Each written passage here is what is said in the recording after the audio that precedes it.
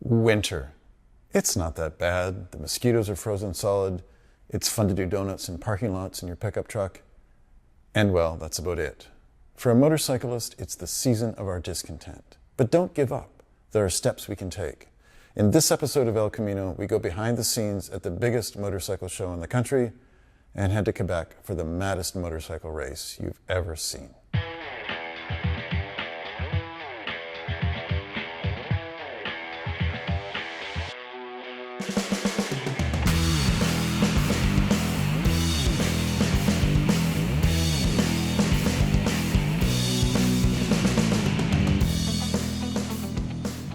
El Camino is brought to you by Yamaha, revs your heart.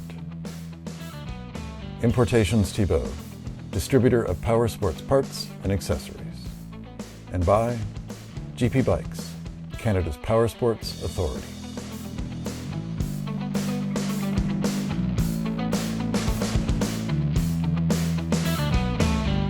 Welcome to El Camino. What do you do when you can't do what you want to do? If you're sensible, you just get on with life. But if you're not sensible like me, you get a little cranky. And what makes me cranky is winter. Now, I'm not talking about those bright midwinter days with a blanket of snow and skies so blue your heart melts. It's the November, December, and March, April months when the world is the color of overcooked meat and as damp as an uninsulated basement that cause problems, that take away my will to live. And that my go-to to overcome the blues, riding a motorcycle, is taken away by winter, only deepens my funk. It's not that I haven't tried to be more optimistic. Just like you, I've spent hours staring at the lights on my battery tender out in the shed. And when that fails to boost my spirits, some light reading about chassis dynamics always helps. The center of instantaneous rotation of the vehicle is, thus, lower than the plane of the road surface, projecting it vertically and connecting the point where it meets the ground with the projection of the motorcycle's center of gravity onto the ground. We thus obtain the radius of curvature with respect to the ground, which turns out to be less than the theoretical value, which is the center of instantaneous rotation center of gravity. It's time for me to adapt. Some might say to grow up. I'm trying out a new me, a more optimistic me. I'm embracing what winter can give the motorcyclist. Let's start out by hitting a motorcycle show. Not a virtual online show, but the Toronto Super Show, an actual touch it and feel it and smell the fumes in the flesh motorcycle show.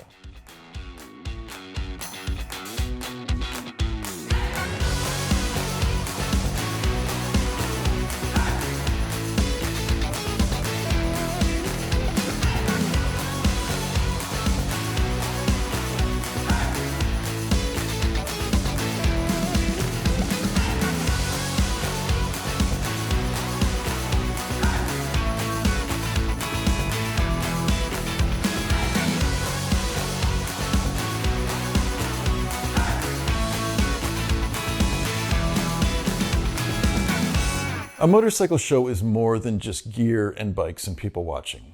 I go for the sideshows. Now, for those of us who struggle to push a bike around a garage without snapping a mirror off, the riding displays astound me, chief among them the motocross kids. When I'm off-roading and my wheels are more than this far off the ground, I feel gravity is about to fail me and off to the heavens I'll drift. For all eternity, I'll float around up there. The only interruption to my solitude, bumping into Elon Musk every 500 or 600 years.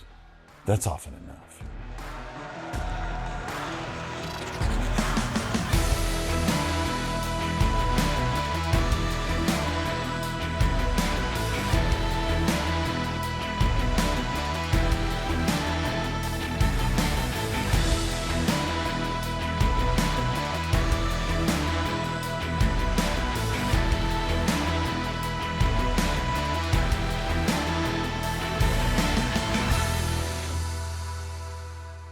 Given that my limit to jump a bike off the ground maxes out at about 6 inches, how is it that they can launch a motocross bike like this?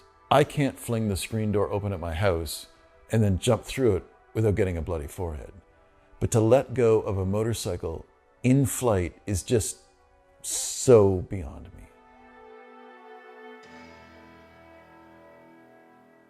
From the motocrossers, I go directly to the Harley-Davidsoners. Adding all that weight to a motorcycle compared to a motocross bike is not a recipe for agility when you're stunting. How is this possible?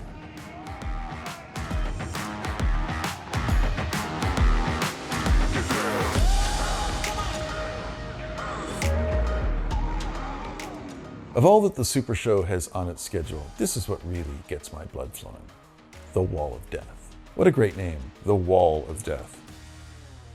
How do you get insurance for that? Do you just phone your broker, check on the deductible for your Hyundai, and then ask casually what liability insurance costs are for a wall of death?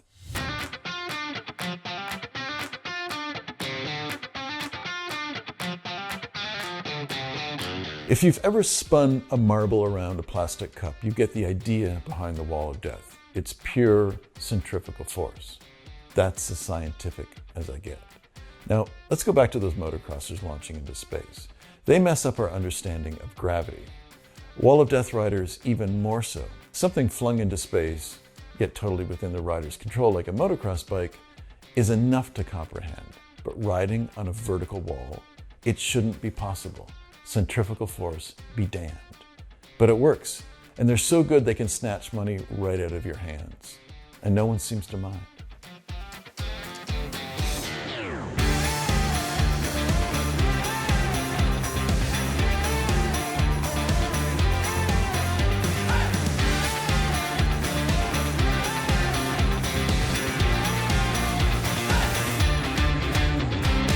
A rider told me that the hardest part in riding the wall is knowing where you are.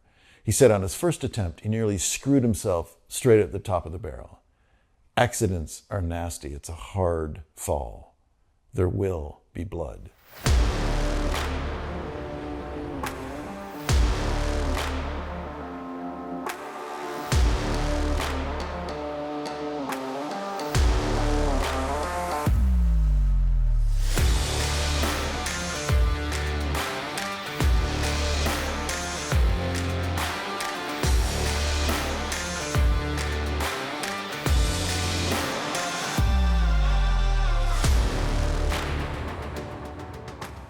Reality, it's a killer. And the reality of big trade shows is that after 3 days of standing on your feet and talking and talking and talking, you're exhausted.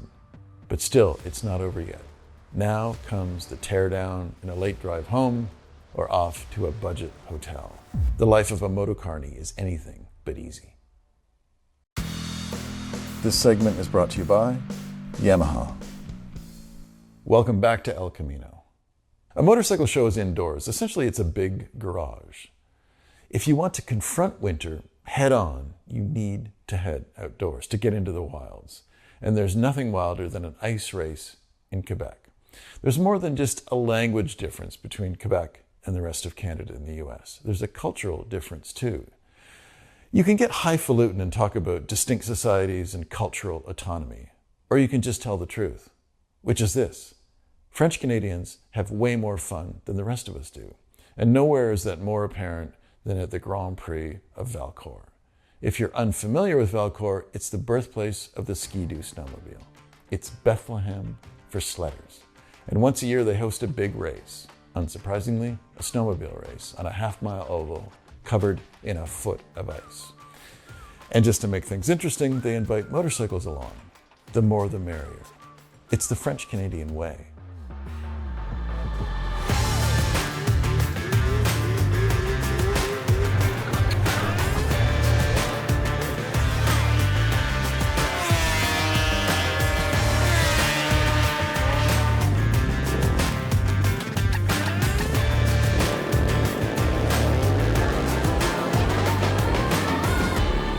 I'm traveling to the Valcourt Grand Prix with Trevor Daly. Trevor is a superbike racer, a master fabricator. I've watched him weld cheese to rubber, and the most intense person I've ever met. He's also a good friend. Naturally, ice racing in Quebec is a perfect fit for Trevor. But first we have to get there. And driving 800 kilometers in the dead of winter means arriving at your destination is never a given, especially with Trevor.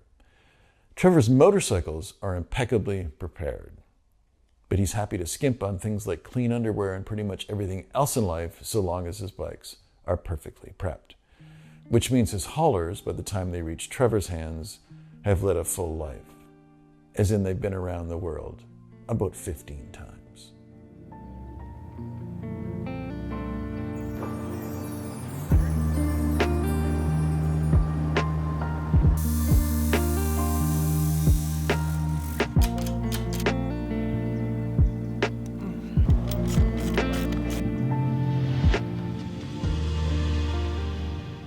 Before we head off, we load the truck, which causes our first minor mishap. It won't be our last. As we boogie down the highway, Trevor's van limps into 3 martini mode. It runs, unhappily, until Trevor pulls out a gizmo he bought on Amazon, plugs it into the dash, and reprograms the fuel injection or the boost pressure or something else like that. This act will be repeated over the next 4 days, often, especially so when I'm driving. With all this driving ahead of us, we've got time to kill, so let's talk about ice racing. Here's the paradox. Once your tires are packed with studs, they look like screws with heads sharp enough to bloody the fingers. You can corner harder on ice than a slick tire on pavement, so I'm told. The problem with ice racing is right there in its name. Ice. It needs to be cold to make ice. And even though this year it's much warmer than it's been in past years, it's still cold and wet and really damp.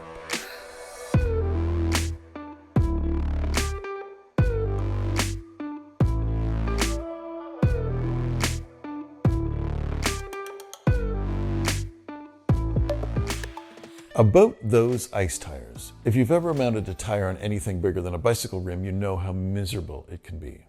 Now, take a motocross tire, pack it with metal, and try it. It's nasty. Trevor has the grip strength of a 4-foot pipe wrench, and he struggles and struggles. On it goes.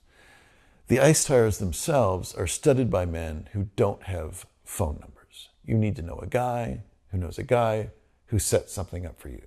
And every tire guy hates every other ice tire guy. They convince you there's only one person in the world that can make a proper tire. Oh, and it happens to be them. This segment is brought to you by Best Western Hotels and Resorts. Welcome back to El Camino. We make it to the track, finally. There's always an excitement when you pull into a racetrack, provided you pull into the racetrack. As Trevor drives up the access road, he begins to weave. I say, watch yourself. Trevor doesn't. And that puts us into the ditch. It's a little embarrassing. It's a lot embarrassing. We stand and look helpless, which turns out we're pretty good at it. Finally, a nice guy with a 4x4 stops, hooks us up. No go. It's too slippery. A truck won't do. But this big rig will. Except Trevor's truck is now beginning to roll down into the ditch. I'm worried about my camera gear in the truck. Trevor is worried about everything else in the truck. This isn't looking good. Eventually, by the skin of our teeth, the rig is returned to the road. And although this isn't the exact time to bring it up to Trevor, I know why all of this happened. Red running shoes. Trevor is wearing red running shoes into deepest Quebec in February. Who does that? After we unload in the pits, we get down to business. Now, I'm glad to see that we have a heater, but the heater is not for humans, I'm told, but to warm the oil in the motorcycle's crankcase. As the oil begins to burble, I decide to take a walk. Because this is mostly a snowmobile race, it attracts a snowmobile crowd, and a French-Canadian snowmobile crowd is impervious to cold. They stand around for hours in their cuddly little suits, drinking whatever alcohol they can get their 3-fingered mitts on. The crowd seems to be having such a good time that it could be just a coincidence that the races are going on at the same time. In Quebec, they don't need a reason to be festive.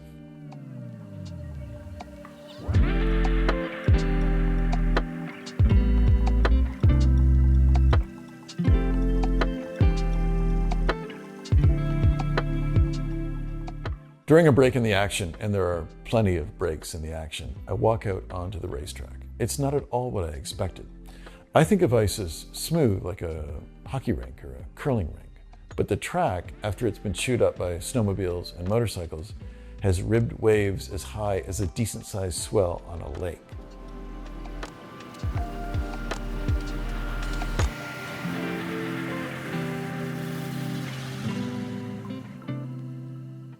Back in staging, Trevor's getting ready to go. By his own admission, he's jumped into the deep end by coming to this race. Although Trevor's raced karts and cars and motorcycles forever, he's never officially ice raced. And all of the best ice racers in the country are here. This is the race with the stiffest competition. Even people who know how nuts Trevor is still warn him about this race. It's that gnarly. Gotta love a man who jumps straight in. The race format is simple. You run a morning qualifier to see if you make the final at the end of the day. The same program runs Saturday and Sunday. On Saturday, Trevor misses the show by one qualifying position. But on Sunday, after a night of stewing and brooding and staying up half the night watching World War II movies behind him, Trevor is ready to pick up the pace. And wouldn't you know it, Trevor qualifies for Sunday's main event, which is a mixed blessing. It's like getting the opportunity to go an extra round with a really angry bull. Invigorating? Yes. Frightening? Yes. The problem, aside from the speed and the wall that surrounds the track and a grid full of half-mad French Canadians, is visibility. Ice dust may sound like a vodka cooler for those who can't handle a whiskey sour, but on this track, it's borderline deadly. And Trevor, who'll have to fight it out mid-pack, is up against this. You can hardly see a thing out there. If someone goes down in front of you, you just hope someone doesn't go down in front of you.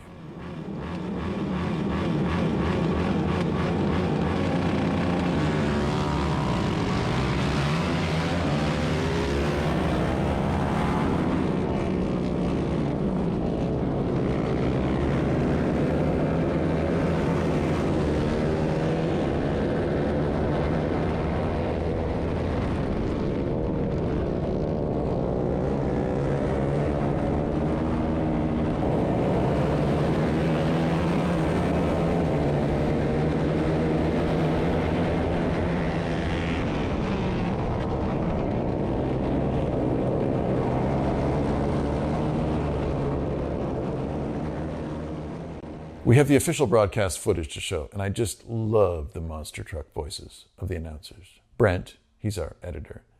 Please don't kill the audio. It's just too good. Le stream, on est parti maintenant. C'est Beaulac qui est sorti de la boîte avec Sylvestre. Oh, Beaulac et Sylvestre, on s'est presque touché. Chassé croisant entre les pilotes, excellent départ de Destou. Mais Beaulac, le blues! Oh, Pouliot qui est à l'attaque de Sylvestre. Sylvestre sur la moto en blanc, numéro 77. Pouliot en rouge à l'intérieur, avec la combinaison en vert par l'intérieur. Dave Pouliot qui se glisse en deuxième. Au départ de Mad Max, le pilote de Saint-Ignace à la quatrième, numéro 77. Wow! Pouliot et Sylvestre sont à l'attaque. Les deux gars se laissent pas de place. Il n'y a pas de cadeau entre Sylvestre et Pouliot, mais derrière le 8, là, ça vient. On est rapide pour Gagnon. Gagnon, c'est lui qui a ce qu'on pourrait appeler the best seat in the house. To put the level of competition in this race into perspective, we only need to look at this man, Dominic Beaulac. He'll win races both days. He's won the meanest, grittiest Grand National dirt track race in America, the Lima, Ohio half mile. In motorcycle racing terms, that's like going 15 rounds with Mike Tyson, when Tyson was in his prime. Trevor gets a great start and works his way to 9th place. And then there's a crash, a red flag, an ambulance, and everything grinds to a halt. Surprise, surprise. On the restart, Trevor loses a few positions and then has to fight his way towards the front.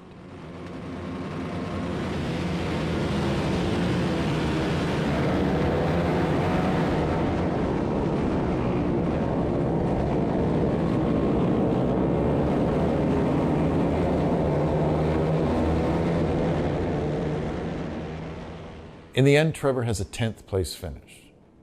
But best of all, he didn't crash, which means I don't have to spend half a week in a hospital in Sherbrooke or Shawinigan and then drag what's left of him back to his fiancée at home. Sometimes I can't think of anyone but myself. Sometimes that's been a problem. This segment is brought to you by GP Bikes. Welcome back to El Camino. 8 hours of driving later, we're back at Trevor's house.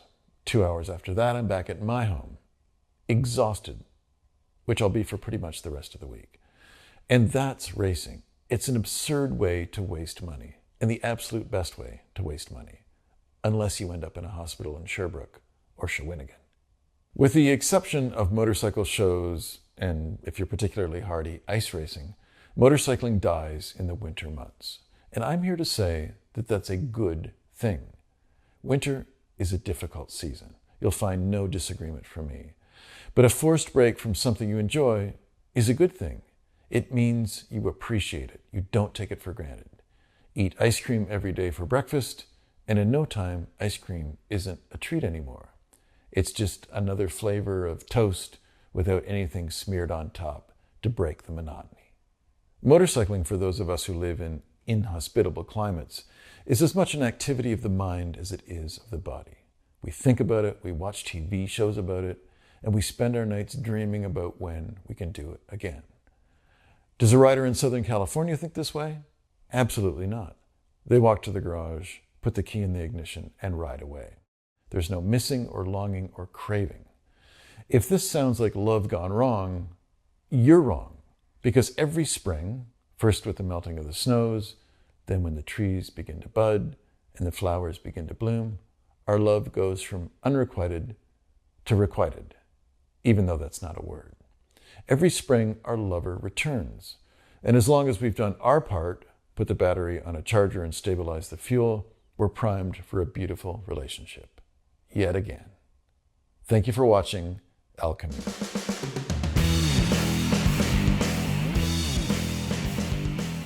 Clothing was provided by Importations Tebow. El Camino has been brought to you by Best Western Hotels and Resorts. Wherever life takes you, Best Western is there. Importations Tebow, distributor of power sports parts and accessories. And by Spring Toronto Motorcycle Super Show.